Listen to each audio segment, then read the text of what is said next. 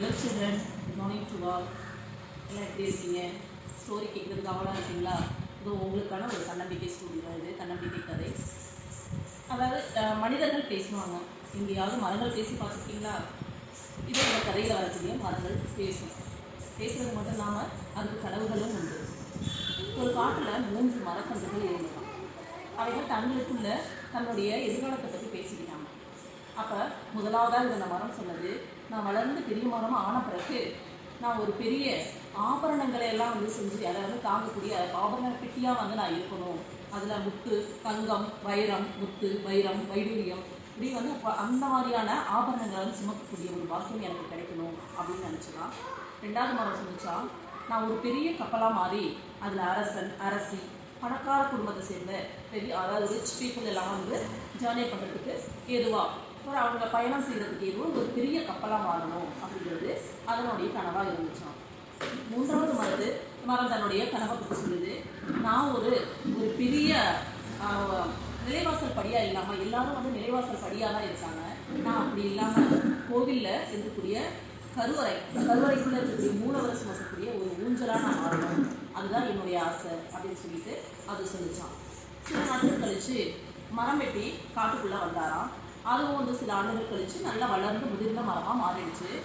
அப்போ மரம் வெட்டி கூட வந்த ஒரு நபர் சொல்கிறாரு, முதலாவது மரத்தை கை காட்டி சொல்கிறாரு, இந்த மரம் சவப்பெட்டி செய்கிறதுக்கு ஏற்ற மரமாக இருக்கு, இதை வெட்டி கொடுங்க, இதை நான் வாங்கிக்கிறேன் அப்படின்னு சொல்லிட்டு சொல்கிறாரு. அப்போ அந்த முதலாவது மரம் ரொம்ப வலியால் மிகுந்த மனவேதனையோடு போகுது.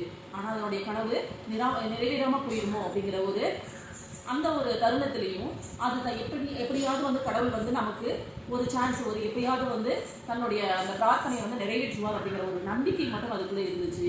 இருந்தாலும் மிகுந்த மனவேதனையோடு அது போச்சான். அப்படி சில நாள் அந்த மரத்தை எடுத்து போயிட்டு அதை ஒரு பெட்டியாக செஞ்சு சவப்பெட்டி மாதிரி செய்யறதுக்கு ஏற்பாடு பண்ணாங்க. ஆனால் சவப்பெட்டியாக செஞ்சு அதுக்கு விற்பனை ஆகாததுனால ஒரு கூடாரத்தில் ஒரு மாட்டுக்கு வைக்கோல் வைக்கக்கூடிய ஒரு பெட்டியாக அதை செஞ்சு வச்சுருந்தாங்க. அப்புறம் சில நாட்கள் கழித்து என்ன ஆச்சு, அந்த பக்கத்தில் இருக்கக்கூடிய கிராமத்தில் இருந்த ஒரு பெண்ணுக்கு பிரசவ வலி ஏற்பட்டதான். பிரசவ வலி ஏற்பட்ட போது மருத்துவமனைக்கு போகக்கூடிய வழியிலேயே அந்த பெண்ணுக்கு பிரசவம் ரொம்ப மிகுந்த வலியால் வேதனைப்படுறாங்க. அப்போ அந்த மாட்டு தொழுவத்தில் இருந்த அந்த கூடாரத்துக்குள்ளே போகிறாங்க. கூடாரத்தில் போனவொடனே அவங்களுக்கு பிரசவம் ஆகுது, குழந்தையும் பிறந்துடுச்சு. அப்போது அந்த பிறந்த குழந்தைய அந்த முதலாவது மரத்தை வெட்டி எடுத்த அந்த பெட்டியில் செஞ்ச அந்த பெட்டிக்குள்ளே போடுறாங்க. அப்போது உடலில் இருந்த ஒரு நபர் தான் அணிந்திருந்த ஆபரணங்களால் ஒரு தங்க சங்கிலியை கழட்டி அந்த குழந்தையோட கழுத்தில் மாட்டி விட்டாராம். அந்த தருணத்தில் அந்த முதலாவது மரம் நினைச்சுதான், கடவுளே இறைவா, நான் பொருளை சுமக்கக்கூடிய ஒரு ஆபரண பெட்டியாக இருக்கணும், நான் என்னை எல்லாருமே விலை மதிப்பு விட்டதா என்னையும் நினைப்பாங்க அப்படின்னு சொல்லி நான் நினச்சேன். ஆனால் யாராலும் சுமக்க முடியாத ஒரு அரிய பொக்கிஷமாக ஒரு தாயால் மட்டும் சுமக்க முடியக்கூடிய ஒரு குழந்தையும் என்னை சுமக்க வச்சு அது கூட பொன்னாலான ஆபரணங்களையும் சுமக்க வச்சு இல்லை, உங்களுடைய கருணையை கருணை நான் என்ன பாக்கியம் நான் செஞ்சுருக்கேன் அப்படின்னு நினச்சிதான். அப்புறம் சில நாட்கள் கழித்து 2வது மரம் வெட்டி எடுத்து போனார். வெட்டி எடுத்து போய் அந்த மரத்தை வாங்க வந்த நபர் சொன்னார், இது படகு செய்கிறதுக்கு நல்ல ஒரு மரமாக இருக்கே அப்படின்னு சொல்லி சொன்னாராம். அந்த படகு செஞ்சுட்டாங்க. அந்த மரமும் நினச்சது தன்னுடைய ஆசை நிறைவேறாமல் போயிடுச்சு. இருந்தாலும் அதுவும் தன்னம்பிக்கையோட ஒரு நம்பிக்கையோடு போகுது, எனக்காது நம்மளுடைய பிரார்த்தனை கடவுள் கேட்பாரு. சில நாட்கள் கழிச்சு ஆற்றுல வெள்ளப்பெருக்கு ஏற்படுது. படகுல பயணம் செய்யறதுக்கு இக்கரைக்கும் அக்கறைக்கும் இந்த படகுல மக்கள் பயணம் செஞ்சு வந்தாங்க. அப்போது அந்த ஒரு சில மக்கள் ஒரு 10 நபர்களோட ஒரு துறவி ஒருத்தர் அந்த படகுல பயணம் செஞ்சு போகிறாரு. காற்றோட வேகம் ரொம்ப அதிகமாக இருக்குது. அலை ரொம்ப வேகமாக போகிறதுனால அந்த படகு கவிழக்கூடிய ஒரு சூழ்நிலையில் இருக்குது. அப்போ அந்த துறவி ஒரு ஜபம் செஞ்சு உடனே சொன்னாராம், காற்றே அமைதியாக வீசு, சாந்தமாக வீசுவாயாக, அமைதி அமைதி அப்படின்னு சொன்ன உடனேயே காற்றுடைய வேகம் குறைஞ்சிருச்சான். உடனே அந்த படகுல பயணம் செய்த நபர்கள் எல்லாருமே காப்பாற்றப்பட்டாங்க.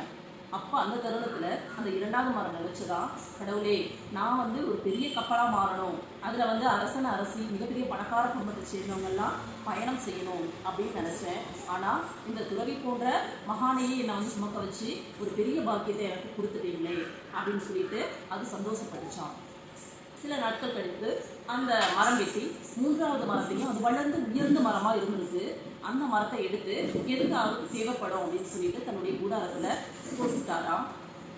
கொஞ்ச நாள் கழித்து ஒரு சில மாதங்கள் கழித்து ஒரு மழைக்காலத்தில் வெள்ளப்பெருக்கு அதிகமாக ஆற்றில் ஏற்பட்டுச்சு. அப்போ வெள்ளப்பெருக்கு ஏற்பட்டு இந்த கிராமத்துக்குள்ளே மழை தண்ணீர் புகுந்துச்சு. அப்போ கிராமத்தில் இருக்கக்கூடிய மக்கள் எல்லாம் ஆற்றை கடந்து அந்த பக்கமாக போனாதான் தன்னுடைய உயிரை காப்பாற்றிக்க முடியும். இப்போ அந்த சமயத்தில் அங்கே இருந்த ஒரு நபர் இந்த கூடாரத்தில் இருந்த வளர்ந்து உயர்ந்து இருந்த இந்த பெரிய மரத்தை எடுத்து கொண்டு வந்து ஆற்றின் குறுக்கே போட்டு எல்லாருமே குழந்தைகள் பெரியவர்கள் எல்லாருமே காப்பாற்றப்பட்டு இக்கரைக்கு ரொம்ப பாதுகாப்பான முறையில் அவங்க வந்து தன்னுடைய உயிரை காப்பாற்றிக்கிட்டாங்க. அந்த சமயத்தில் அந்த ஊர் மக்கள் எல்லாருமே கடவுளே ஒன்று நேராக தான் உன்னை இறைவா உங்களை நேராக நான் பார்க்க முடியல, இருந்தாலும் இந்த மரமே வந்து ஒரு கடவுளாக நினச்சி இந்த ரூபத்தில் எங்கள் எல்லாருடைய உயிரை நீங்கள் காப்பாற்றி கொடுத்தீங்களே அப்படின்னு சொல்லிட்டு அந்த மரத்தை எல்லாருமே தொட்டு வணங்கினாங்களாம். அப்போ அந்த நிமிஷத்தில் அந்த மரம் நினச்சதான், கடவுளை நான் உங்களை மூலவரம் சுமக்கக்கூடிய ஒரு பாக்கியம் தான் எனக்கு வேணும்னு நினச்சேன். எல்லா மக்களும் என்னையே கடவுளாக நினச்சாங்க. ஸோ இப்போ இருக்கிற அதிக பாக்கியத்தை எனக்கு கொடுத்தீங்களே அப்படின்னு சொல்லி நினச்சலாம். அதனால் குழந்தைகளை நம்ம என்ன நினைக்கிறோம், நம்ம இப்போ இருக்கக்கூடிய தற்போதைய சூழ்நிலையை நினைக்காம என்றாவது ஒரு நாள் கடவுள் வந்து நமக்கு வழிகாட்டுவார், நமக்கு நிச்சயம் வந்து வெற்றி பாதையை அடைவோம் அப்படிங்கிற இலக்கோடு நம்ம எல்லாருமே பயணம் செய்யணும் அப்படிங்கிறதுக்காக அதுதான் இதோடைய மாறும். எல்லாமே கேட்டு வச்சுருக்கீங்களா? பிடிச்சிருக்கா? நன்றி.